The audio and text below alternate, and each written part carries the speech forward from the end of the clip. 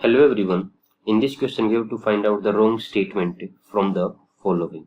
So let's see the first statement. It says that OnCl and ONO are not isoelectronic. So OnCl,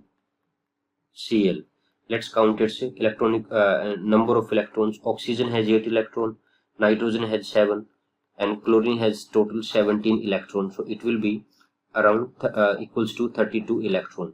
Now ONO minus, there is 8 electron in oxygen, 7 in nitrogen, 8 in oxygen, plus 1 electron is gained, that is minus charge. So it will be, that is 15, 16, 24 electrons. So number of electrons are different, so they are not isoelectronic. So first statement is correct. Now second statement says that O3 is bent molecule. The structure of ozone is double bond oxygen, here is minus, here is plus charge, so it has bent shape. This is also correct. The third option says that ozone is violet black color solid. Yeah, ozone is violet black in solid, while it is blue in liquid form. These are the physical properties of ozone. Now let's see the last statement, that is ozone is paramagnetic. No, ozone is diamagnetic. All the electrons in the ozone are paired, that is oxygen, double bond oxygen, there is oxygen, here is one lone pair, here are 3 lone pairs. So we do not find any single electron or any odd electron in the structure of ozone. So it is diamagnetic. So fourth option is the incorrect. This is our answer. Thank you so much. आज हमें इस question में पूछा गया है कि white phosphorus का अगर रिएक्शन हो एक्वस NaOH के साथ तो वो फॉस्फाइन बनाता है और अनदर फॉस्फोरस कंटेनिंग कंपाउंड बनाता है। तो जो रिएक्शन होगा उसमें जो ऑक्सीडेशन स्टेट्स ऑफ फॉस्फोरस का बताना है हमें कि फॉस्फाइन में उसका ऑक्सीडेशन नंबर और उसका जो दूसरा प्रोडक्ट बनेगा उसमें ऑक्सीडेशन नंबर क्या होगा। हमें क्या दिया गया है, हमें बोला गया है कि फॉस्फोरस रिएक्ट करता है NaOH के साथ इन एक्वस मीडियम, ठीक है, तो वो बनाता है phosphine and another product plus another, ठीक है, जो कि और उनमें अपने को फॉस्फोरस का ऑक्सीडेशन नंबर बताना है, ठीक है। तो आइए चलते हैं, सबसे पहले हम लिख लेते हैं कि क्या बनता है। जैसा कि आप जानते हैं फॉस्फोरस को अगर हम रिएक्ट कराएं NaOH के साथ इन प्रेजेंस ऑफ वाटर तो वो बनाता है phosphine PH3 plus phosphorus sodium hypophosphite NaH2PO2, ठीक है। तो यहाँ पे अगर हम इसको बैलेंस करना चाहें तो ये हो जाता है 3, ये हो जाता है 3 और यहाँ पे ये हो जाता है 3, ठीक है। तो ये आपका हो गया ओवरऑल बैलेंस्ड इक्वेशन, ठीक है। यहाँ पे अगर हम इसको ऑक्सीडेशन स्टेट्स कैलकुलेट करें तो फॉस्फोरस यहाँ पे है 0 में, ठीक है। फॉस्फीन में अगर आप देखें तो हाइड्रोजन जो है वो -1 नहीं +1 में रहेगा, ठीक है। सिमिलरली अगर हम यहाँ पे देखें तो जो सोडियम है वो +1 में रहेगा, हाइड्रोजन +1 में रहेगा और ऑक्सीजन जो है वो -2 में रहेगा।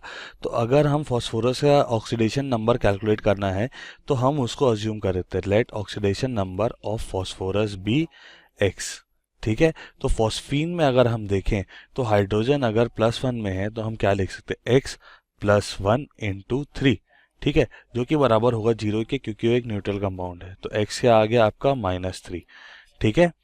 सेकेंडली अगर हम देखें NaH2PO2 में सोडियम हाइपोफॉस्फाइड में तो उसमें अगर हम देखें तो +1 सोडियम का +2 × 1 तेरा हाइड्रोजन का प्लस x -4 2 × 2, तो वो 0 के बराबर होगा। तो यहाँ से अगर हम x निकालें तो हमारा जो x आ जाएगा वो आ जाएगा +1, ठीक है। तो जैसा कि हम देख सकते हैं कि यहाँ पे फॉस्फीन का जो ऑक्सीडेशन नंबर है -3 के बराबर है। तो अगर हम आंसर देखना चाहें तो यहाँ पे फॉस्फीन का -3 किस में है, फॉस्फीन का -3 है A, C एंड D में, ठीक है, पर बी में नहीं है तो बी आंसर नहीं होगा। पर अगर हम सोडियम हाइपोफॉस्फाइड का देखना चाहें कि वो +1 किस में है, तो वो ए में नहीं है, वो बी में है, लेकिन बी में फॉस्फीन का नहीं है तो ये भी आंसर नहीं होगा। पर सी में +1 है तो ये आपका आंसर हो सकता है, और यहाँ +3 है तो ये भी नहीं होगा। तो यहाँ पे जैसा कि आप देख सकते हैं कि जो फॉस्फीन और सोडियम हाइपोफॉस्फाइड के ऑक्सीडेशन नंबर सेटिस्फाई कर रहा है वो ऑप्शन है सी। यहाँ पे लिखा हुआ है डिस्प्रपोर्शनेशन रिएक्शन। डिस्प्रपोर्शनेशन रिएक्शन से आप समझते हैं कि सेम एलिमेंट अगर ऑक्सीडाइज हो रहा है और रिड्यूस हो रहा है, सेम एलिमेंट, तो उसको हम बोलते हैं डिस्प्रपोर्शनेशन रिएक्शन। तो यहाँ पे जैसा कि आप देख सकते हैं फॉस्फोरस 0 पे है और वो कन्वर्ट होके -3 पे जा रहा है, मतलब वो रिड्यूस हो रहा है, और वो कन्वर्ट होके +1 में जा रहा है, इसका मतलब वो ऑक्सीडाइज हो रहा है। सॉरी, ये पी है, ऑक्सीडाइज हो रहा है। तो सेम एलिमेंट इज ऑक्सीडाइजिंग और reducing and reducing, therefore it's a disproportionation reaction. ठीक है, तो C option is the right option. Thank you. Hello and welcome. The question is, which ordering of compound is according to the decreasing order of the oxidation state of nitrogen? So oxidation state of a nitrogen in HNO3 is, oxidation state of hydrogen is +1, oxidation state of nitrogen we do not know, that is why X, and the oxidation state of oxygen is -2. Because of these three, this is equals to 0 because the molecule is neutral. So the oxidation state from here is +5. Okay, and in case of NO, the oxidation state like is X, minus of 2 is equal to 0. So this is your +2, and this is your NH4 plus and Cl minus. So the oxidation state is +1. So oxidation state is -3, and the oxidation state in free molecule is always 0. So the decreasing oxidation order. So decreasing would be, okay, decreasing. So first we have maximum HNO3, then we have NO, then we have N2, and then we have NH4Cl. So this is our answer. I hope this answered your question. Thank you.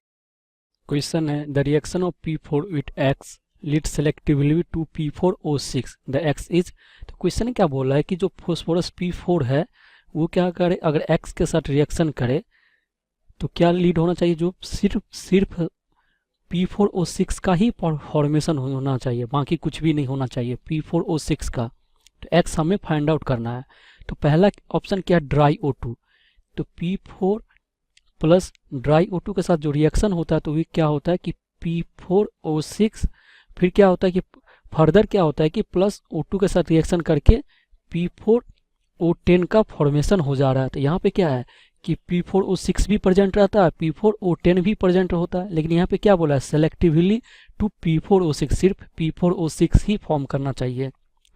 दूसरा क्या है, mixture of O2 and N2, P4 plus O2, यहाँ पे N2 के presence में N2 क्या कर रहा है, यहाँ पे जो नाइट्रोजन है वो inert medium, as a inert medium provide कर रहा है। तो N2 के प्रेजेंस में क्या होगा, जो तो यहाँ से क्या फॉर्म करेगा, यहाँ से जो कंपाउंड फॉर्म करेगा वो P4O6 का फॉर्मेशन हो जाएगा। अब दूसरा क्या, तीसरा क्या, moist O2, P4 plus moist O2। तो यहाँ से क्या होगा, जब मॉइस्ट O2 के कारण क्या हो जाएगा, ये जो P4O6 जो फॉर्म किया वो क्या हो जाएगा, फर्दर हाइड्रोलाइज्ड हो जाएगा। वाटर मॉलिक्यूल प्रेजेंट होगा मॉइस्ट में, मॉइस्ट का मतलब क्या, वाटर वेपर या वाटर मॉइस्चर प्रेजेंट होगा। तो H2O के साथ रिएक्शन करके क्या हो जाएगा, यहाँ पे जो फॉर्मेशन हो जाएगा H3PO3 का फॉर्मेशन हो जाएगा। फोर्थ क्या है, फोर्थ में है O2 in the presence of NaOH।